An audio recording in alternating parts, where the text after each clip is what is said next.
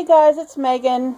YouTube has changed their policies on uploading videos. Usually I would use the webcam on my computer and I would film what I was saying and then I would just like upload it from there.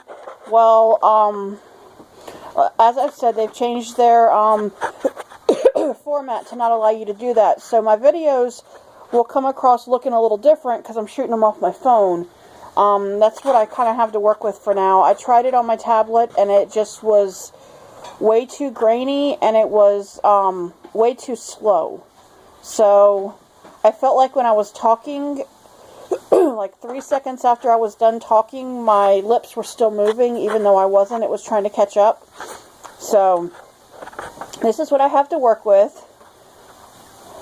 Not quite sure why they changed that function out, but they did, and I don't know if I like it, but then at the same time I can kind of move the camera a little bit more when I have it on my cell phone as opposed to just, you know, tilt it up or down when you're on a computer, so that's a little different. Alright, so my weight loss journey, I was going through the Bulletproof Diet cookbooks today on my Kindle, and I picked out a few recipes that I liked. Now, there's this thing called Bulletproof Coffee that I saw on there, and I have to be honest with you, it uses butter and coconut oil in it, and that's not something that I'm really all that comfortable putting in my coffee. And it's supposed to give you energy and promote, well, you know, so your brain's not so foggy in the morning and, you know, all these other different things. But to be honest with you, it's just not, it uses all these different things that I've never heard of. Different beans, different, there's this oil that you're supposed to use that's supposed to be tasteless, but I'm sorry, that one's not going to work for me. But I did go through the cookbooks and I picked out 3 recipes that I want to try, and one of them is going to be beef skewers, and it's going to have onions and what was it? It was onions and sweet potatoes. Sweet potatoes are supposed to be good.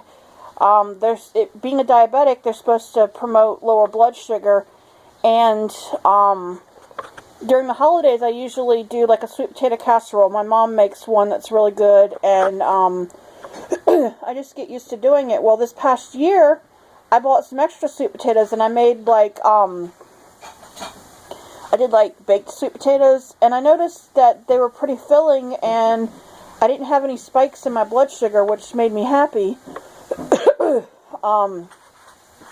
But I did have to say that sweet potatoes are really hard, and the recipe that I'm getting ready to use is actually calling for you to grill them, but it's not taking very long, so I don't know how it's supposed to soften them that little bit. But I'm willing to try it. Now, being that it's the winter time and I don't have the barbecue grill really out, I think I might try them on the George Foreman grill. And this one, it's got one, it's not an open one, so it's got one that that closes on the top of it, and you just, I guess, rotate it every couple minutes. A lot of times when you cook something, they say if you overcook it, you take out a lot of the nutrients, and that's supposed to be bad for you. I don't like my steak when it's still bloody, and I can do a little bit of pink, but I don't, to me, it tastes very salty, and if I can taste the blood that's in it because it's rare, I won't eat it. Even ketchup won't cover that up. And if you do ketchup, then what's the point of going on a diet and trying all this stuff if you're just going to cover it in ketchup? I can cover a hamburger and a french fry in ketchup and, you know, I'll still stay where I'm at. So it's just, you know, an observation, and I found a recipe for Brussels sprouts with bacon. Now, this one is calling for something along the lines of pasture preservative-free bacon. I was going through the recipe thing, and I picked a few of them that I thought were good. I have noticed that it calls for a lot of like organic stuff and grass-fed and you know, free range. Like if it's kind of, I haven't really seen a lot of chicken. There's just a slight bit, but it calls for lamb a lot and a lot of seafood, a lot of fish, and there was some crab in there. And I'm not a big lamb person. I lived overseas for years. I've had the gyros, heroes, whatever you want to call them. I've gone through the little markets where I see them cut the meat off the big old spit thing, or whatever you want to call it. I don't know the proper terminology, and that's okay. I'm okay with that. Hopefully people that are watching my video know what I'm talking about. But there were 3 recipes. As I said, the first one was for the skewers with the it was the beef and onion and sweet potato. So I'm looking forward to making those. There's another one where something I don't really eat called, I think it's called jicama, and you can make fries out of that. I'm willing to try it, but it's like one of the things that it wants for it is like grass-fed melted butter. Well, I don't do dairy, and if I do any type of anything that would resemble butter, it would be margarine, because it's got mostly oil in it, which inevitably I'm learning is not good for you. But I can't do full-fledged butter because I just get sick off of it. There's a lot of coconut milk and coconut oil that I'm noticing in some of these recipes, and then some really off-the-wall stuff where it's got some weird oil and scientific, you know, components to tell you what it is and describe it and all this stuff, and it's very expensive. From all the organic stuff that I've seen, and I have tried grass-fed beef before, and ground beef, it's not bad. I've actually had it before. It was on sale at the store. I tried a few pounds of it. I think we put it in like spaghetti or like a chili or something, and it was actually tasty. It wasn't bad. Recently I tried the organic free-range chicken. I bought it in this package that is like all natural, and it's basically prepackaged chicken breasts. I don't know if it's a tenderloin or what, because they're not very big. They're flat, and there's no flavor to them. I had to spice them up quite a bit, and I put them in a rice dish, which I'm learning is not really the greatest. Rice isn't the greatest thing that they want you eating, but some of the recipes that I saw does actually, in fact, have rice, a small amount of it, and then it was, it's like you're supposed to grate cauliflower, and it's supposed to resemble the same consistency. I don't know if that's true. I've never done it like that before, but that's what they tell me. So I also asked my doctor about the keto diet, and the doctor told me that that's really bad on your kidneys, and told me that it wasn't a good idea to have it done or to follow that.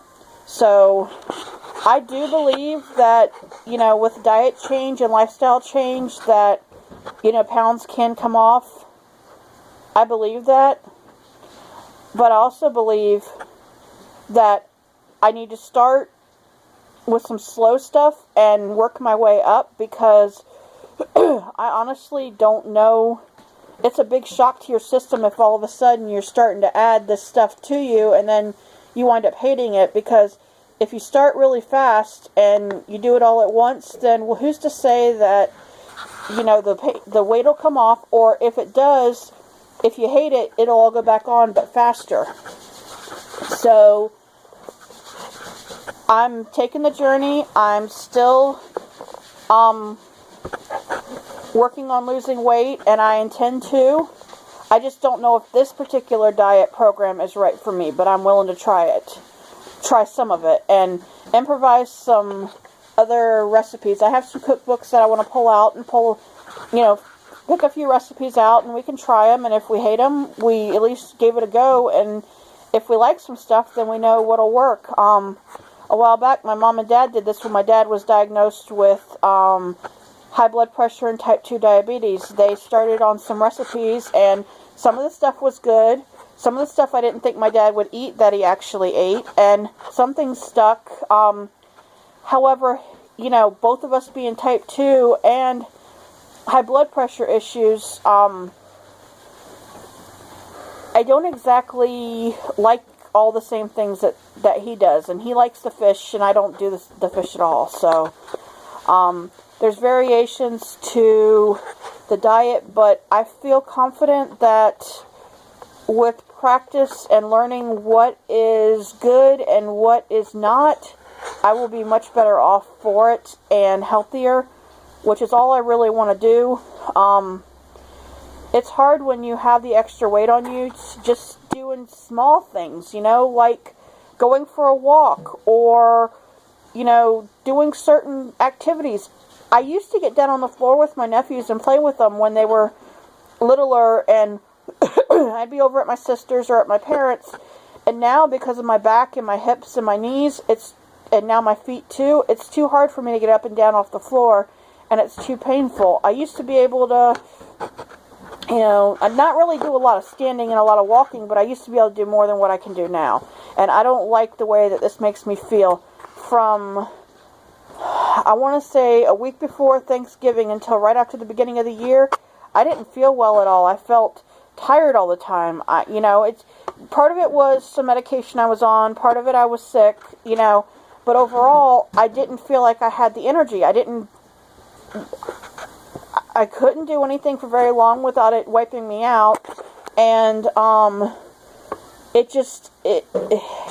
I feel a little bit better. Now, I'm not saying that I've lost any weight. I don't believe that that's the case. I just believe that, some of that stuff's out of my system, and I'm starting to feel a little bit better. So, I'm hoping this year, my goal is to get healthier. I don't want to put a number to it. I don't want to give myself that to focus on and then be like, oh, I couldn't make it, so there's something wrong with me. I guess I'll just give up, and that's not the case. So, with that being said, I am going to plan a menu, and I'm going to get some recipes and start, and I will let you guys know what works and what doesn't, and make some suggestions for anybody who's willing to listen to me talk. So, thank you for listening, and like, fave, share, subscribe. Megan Shepherd 81, MEGAN SHEPPARD 81 @gmail.com, and I look forward to hearing from you. Thank you.